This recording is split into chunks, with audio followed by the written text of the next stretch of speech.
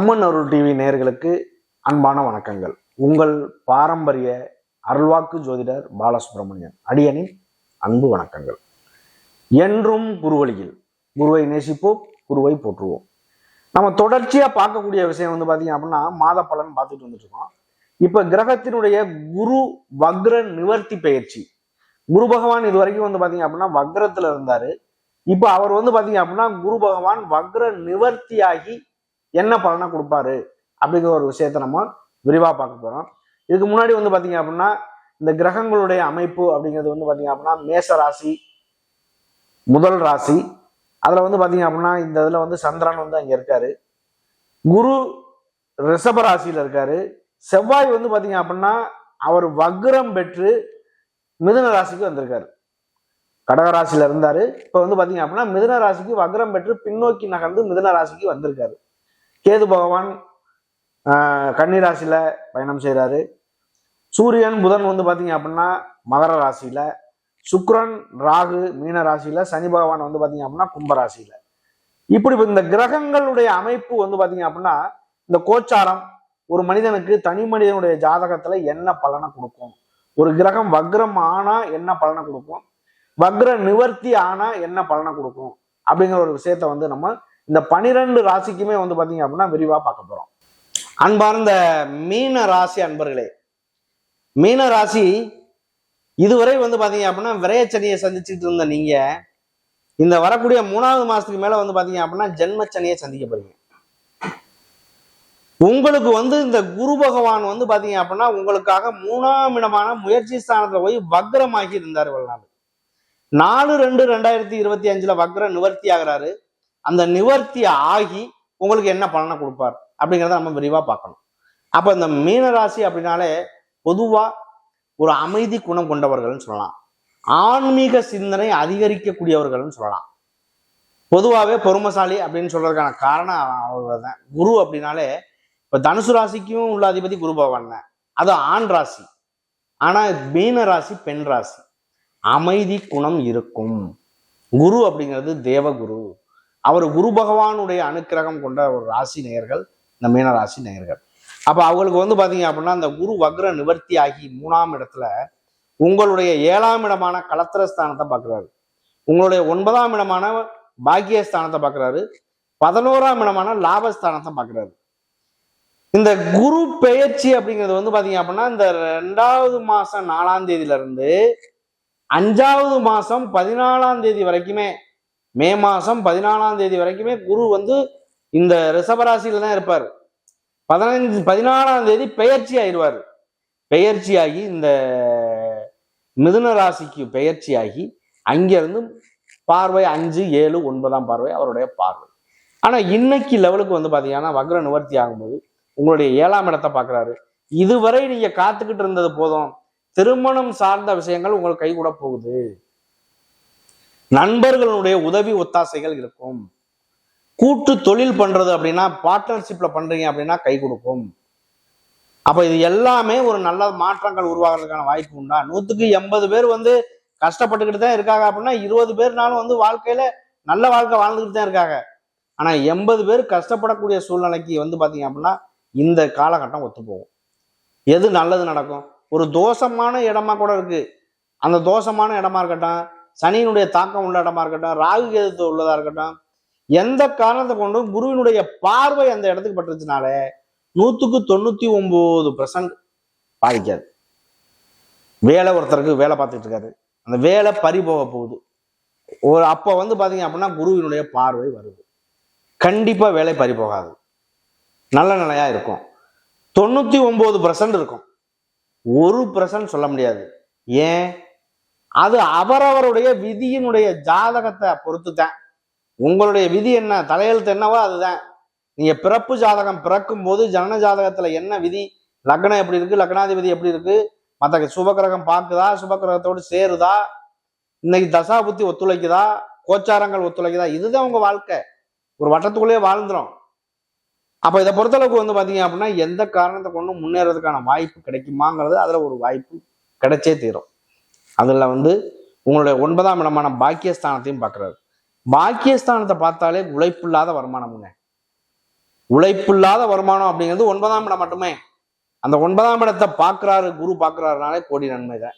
கண்டிப்பாக இந்த 9ஆம் இடம் மூலியமா, அப்பா மூலியமா, ஒரு லாட்டரி சீட்டு மூலியமா, இல்ல ஒரு சொத்து, அப்பாவுடைய சொத்து பாக பிரிவினை பண்றது, சொத்தை வித்து பணமா கொடுக்கறது, ஏதாவது ஒரு காரியங்கள் நடக்கும்.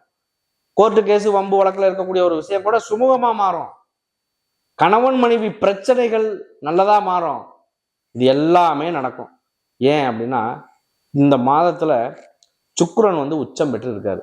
அப்போ உங்களுடைய நிலை எதுவாக இருந்தாலும் நல்லதா மாறதுக்கான வாய்ப்பு உண்டாகியே தீரும். இதை பொறுத்தளவுக்கு அடுத்து உங்களுடைய 11ஆம் இடமான லாபஸ்தானத்தை பார்க்குறாரு. 11 அப்படிங்கிறது பொதுவா வந்து மூத்த சகோதரம்னு சொல்லுவோம், இளைய தாரம்னு சொல்லுவோம். அப்ப ரெண்டுமே வந்து பாத்தீங்க அப்படின்னா அண்ணன் தம்பி இந்த உறவுகள், உதவி ஒத்தாசைகள் கிடைக்கிறது. அது இல்லாம இந்த இளைய தாரம் 2வது திருமணத்துக்காக காத்துக்கிட்டு இருக்காங்க பாருங்க. முதல் திருமணம் வந்து பாத்தீங்க அப்படின்னா இன்னைக்கு நிறைய பேர் வந்து பாத்தீங்க அப்படின்னா கருத்து வேறுபாடுகள்ல பிரிஞ்சு இருக்கு, துணை இல்லாம வாழ்றவங்களுக்கு வாழ்க்கை துணை கிடைச்சே தீரும். அப்படிப்பட்ட நேர காலம்னு சொல்லலாம். ஏன்னா 11ஆம் இடத்தை பார்க்கிறாரு. அது ஒரு பெரிய விஷயம். இந்த குருவினுடைய அனுக்கிரகம் ஒண்ணு, இந்த உச்சம் பெற்ற கிரகம் உங்க ராசியில இருக்கிறது, அது ஒரு பெரிய பிளஸ் பாயிண்ட். இதெல்லாம் தாண்டி உங்களுக்காக வந்து பாத்தீங்க அப்படின்னா வீடு கட்டுறதா இருக்கட்டும், வண்டி வாகனம் வாங்குறதா இருக்கட்டும், வெளியூர் வெளிநாடு போறதா இருக்கட்டும், குழந்தை பேர் உண்டதா இருக்கட்டும், எல்லாத்துக்குமே ஒரு மாற்றம் உண்டு. ஆனா ஜென்மச்சனி நடக்க போகுது அப்படிங்கிறதுக்காக வந்து பாத்தீங்க அப்படின்னா ஒரு மங்கு சனி, பொங்கு சனி, நீசம் பெற்ற சனி, அதுல இன்னைக்கு விரயச்சனி உங்களுக்கு ஓடிக்கிட்டு இருக்கு. அடுத்து ஜென்மச்சனி வந்து பாத்தீங்க அப்படின்னா 3வது மாசம் வரப்போகுது. அடுத்து இந்த குருவினுடைய பார்வை 5வது மாசத்துக்கு மேல வரப்போகுது. அப்போ ஒரு ஏற்றத்தாழ்வுகள், ஒரு ஜாதகர் அப்படின்னாலே சனியினுடைய தாக்கம் அப்படின்னு வருது அப்படின்னாலே பொதுவா தன்னை அறியாத ஒரு பயம் ஒன்று மனசுக்குள்ள வந்துடும். அப்படி வர்றது வந்து பாத்தீங்க அப்படின்னா நமக்கு நல்லதை செய்யுமா கெட்டதை செய்யுமா, இந்த ஒரு பயம் இருக்கும். நம்மளுடைய வாழ்க்கை நல்லா தான் இருக்கு, இந்த மட்டத்துல இருந்து கீழ் நோக்கி போகாம இருந்துட்டா நல்லது. எத்தனை பேர் நினைக்கிறவங்க உண்டா இல்லையா? அப்ப இந்த 7ரை சனிவுல வாழ்ந்தவர்களும் இருக்காங்க, தாழ்ந்தவர்களும் இருக்காங்க. ஒரு நிலையை வந்து என்னுடைய வாழ்க்கையை அப்படியே புரட்டி போட்டு போயிருச்சு, நல்லதாகவும் புரட்டி போடும், கெட்டதாகவும் புரட்டி போடும். அது அவரவருடைய விதியினுடைய அமைவை பொறுத்து. அப்ப இந்த பொறுத்தளவுக்கு வந்து பாத்தீங்க அப்படின்னா முதல் நட்சத்திரம் உத்திரட்டாதி நட்சத்திரம், ஒரு பாதம் மட்டும் குருவுடைய நட்சத்திரம். இந்த குரு பகவான் வந்து பாத்தீங்க அப்படின்னா முற்றிலும் சுபக்கிரகம் அப்படிங்கிறனால குருவினுடைய பார்வை படக்கூடிய இடம் மூலியமா ஒரு லாபஸ்தானத்தை சந்திக்கக்கூடிய ஒரு நேரம் உண்டாகும் இந்த உத்திரட்டாதி நட்சத்திரத்துக்கு. அடுத்து வந்து பாத்தீங்க பூரட்டாதி நட்சத்திரத்துக்கு அடுத்து வந்து பாத்தீங்க அப்படின்னா உத்திரட்டாதி. உத்திரட்டாதி அப்படிங்கிறது சனி பகவானுடைய நட்சத்திரமே. உங்களுக்கு வந்து 11க்கும் 12க்கும் உள்ள அதிபதி சனி பகவான். அப்ப இந்த சனி பகவான் வந்து பாத்தீங்க அப்படின்னா கர்மக்காரகன்னு சொல்லுவோம், ஆயுள்காரகன்னு சொல்லுவோம்.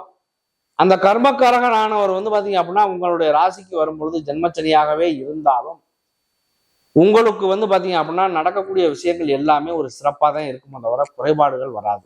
அதையும் தாண்டி இந்த உத்திரட்டாதி நட்சத்திரம் சனியினுடைய நட்சத்திரம் அப்படிங்கிறதுனால அவர் 11க்கும் 12க்கும் உள்ள அதிபதியும் சொல்றதுனால ஒரு லாபஸ்தானம், அதாவது வாழ்க்கை கொஞ்சம் சிறப்பா இருக்கவே வாய்ப்பு உண்டு, பயப்பட வேண்டியதில்லை. அடுத்து வந்து பாத்தீங்க அப்படின்னா ரேவதி நட்சத்திரம். ரேவதி நட்சத்திரம் புதன் பகவானுடைய நட்சத்திரம். புதன் பகவான் வந்து பாத்தீங்க அப்படின்னா உங்களுடைய ராசிக்கு 6ஆம் வீட்டு அதிபதி சூரியன், 7ஆம் வீட்டு அதிபதி புதன் பகவான். ரெண்டுமே வந்து பாத்தீங்க அப்படின்னா இந்த புதன் வந்து ஒன்னா இணைவு சூரியனோட இருக்கு. புதன் ஆதித்ய யோகத்துல இருக்கு. அப்போ உங்களுடைய வாழ்க்கையில இதுவரை பட்ட கஷ்டங்கள் 2024 அப்படிங்கிற ஒரு சூழ்நிலையில பட்ட கஷ்டங்கள் அனைத்துக்குமே ஒரு நல்ல வழியா கிடைக்கக்கூடிய ஒரு காலகட்டம் அப்படின்னா இந்த 2025. அதாவது வந்து பாத்தீங்க அப்படின்னா வக்ர நிவர்த்தி 3ஆம் தேதி வரைக்கும் வக்ரத்துல தான் இருப்பாரு. 4ஆம் தேதி வந்து பாத்தீங்க அப்படின்னா 4/2/2025 வக்ர நிவர்த்தி. 29/3/2025 சனி பெயர்ச்சி. சனி பெயர்ச்சிங்கிறது திருக்கணித பிரகாரம் நான் சொல்லிட்டு இருக்கேன். அடுத்து வந்து பாத்தீங்க அப்படின்னா 14/5/2025 குரு பெயர்ச்சி.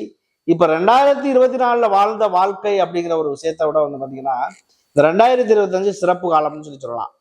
ஏன் நம்ம அப்படின்னா 25 நீண்ட நாள் பயணம் செய்யக்கூடிய கிரகங்களான ராகு பகவான், ராகு கேது அப்படிங்கிறது 1.5 வருஷம் ஒரு ராசியை கடக்கக்கூடிய ஒரு கிரகம். குரு பகவான் 1 வருஷம் பயணம் செய்யக்கூடிய கிரகம். சனி பகவான் ஒரு ராசியை 2.5 வருடம் பயணம் செய்யக்கூடிய கிரகம். அப்ப இது எல்லாமே 2025 பெயர்ச்சி ஆகுது. அப்படி பெயர்ச்சியாகி உங்களுக்கு ஒரு நல்ல மாற்றத்தை தரக்கூடிய ஒரு காலகட்டமா மாறும். 25ல பொதுவாகவே என் ஜாதக அமைப்புல எனக்கு ஜாதகமே சரியா இல்லை, ஜாதகம் எழுதல, ஜாதகம் நல்லபடியா பார்க்கல அப்படின்னு சொல்றவங்க எல்லாருக்குமே நம்மளுடைய ஸ்கிரீன்ல நம்பர் இருக்கு. அதை தொடர்பு கொண்டு நீங்க உங்களுடைய சந்தேகங்களை தீர்க்கிறதா இருக்கட்டும், ஜாதகம் பார்க்கறதா இருக்கட்டும், இல்லை என்ன சந்தேகங்கள் இருந்தாலும் அதை நிவர்த்தி பண்றதுக்கான வழி வாய்ப்புகள் உண்டு. நன்றி, வணக்கம்.